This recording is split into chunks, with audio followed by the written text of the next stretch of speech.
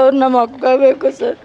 3 ದಿನದಿಂದ phone ಎತ್ತುತ್ತಿರಲಿಲ್ಲ. Phone ಯಾಕೆ ಎತ್ತುತ್ತಿಲ್ಲ, ಹೋಗಪ್ಪ ನೋಡಂತ ಇವನನ್ನು ಕಳಿಸ್ದೆ.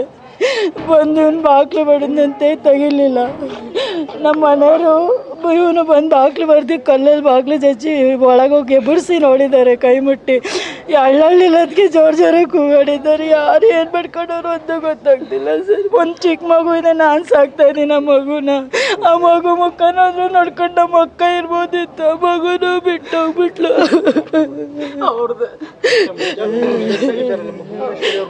ಇನ್ನು ಹೆಣ್ಮಗು ನನ್ನ ಹತ್ರನೇ ಇದೆ ಸರ್. ಹೆಣ್ಮಗು 9 ಮಕ್ಕಳು ಸತ್ತೋಗಿರೋನೊಬ್ಬ, ಇನ್ನೊಂದು ಹೆಣ್ಮಗು ನಾನೇ ಸಾಕ್ತಾ ಇದ್ದೀನಿ. 9 ವರ್ಷ ಮಗು ಸರ್. ಅದು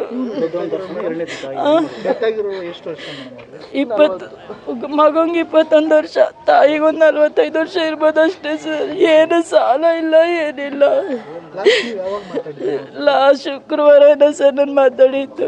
ಬರ್ತೀನಿ ಅಂಗಡಿ ಹತ್ರ ಮಾತಾಡ್ಕೊಂಡು ಹೋಗ್ತೀನಿ ಅಂದ್ಲು, ಏನು ಬರಲಿಲ್ಲ. ಶನಿವಾರ ಹೋಗಿ ನನ್ನ ಮಕ್ಕಳು ಇವ್ರ ಮನೆ ಹತ್ರ ಹೋಗ್ತಾನೆ, ಕೆಲ್ಸಕ್ಕೆ ಹೋಗ್ತೀನಿ ನಾನು.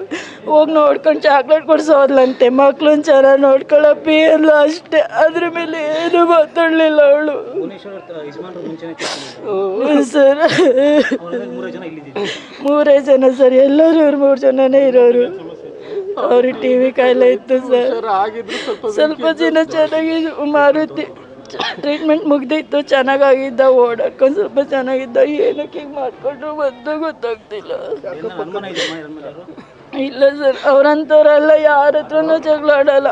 ನನ್ನ ಹತ್ರ ಒಂದು ಸ್ವಲ್ಪ ಕೂಗಾಡ್ತಾಳೆ ಅಷ್ಟೇ, ಅದು ಬಿಟ್ಟು ಯಾರ ತಕ್ಕೂ ಜಗಳ ಆಡಲ್ಲ ಅವಳು.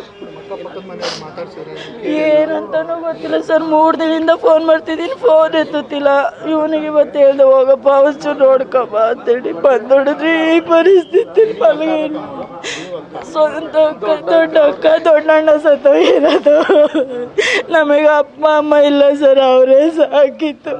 ಇವತ್ತು ಅವ್ರನ್ನೇ ಬಿಟ್ಟರು. ಇಲ್ಲೊಬ್ಬ ಇದ್ದಾನಲ್ಲ ಇವನು ಅವೆಲ್ಲ ಬಂದೆ ಸರ್. ಇವನು ಚಿಕ್ಕ ವಯಸ್ಸು ಮಗುವಿಂದ ಸಾಕ್ತಾ ಇರಲಿಲ್ಲ ಸರ್. ಅವನಿಗೂ ಏನು ಹೇಳಿಲ್ಲ ಮಗು. ನನ್ನ ಹೆಸರು ಮಾಲ ಸರ್.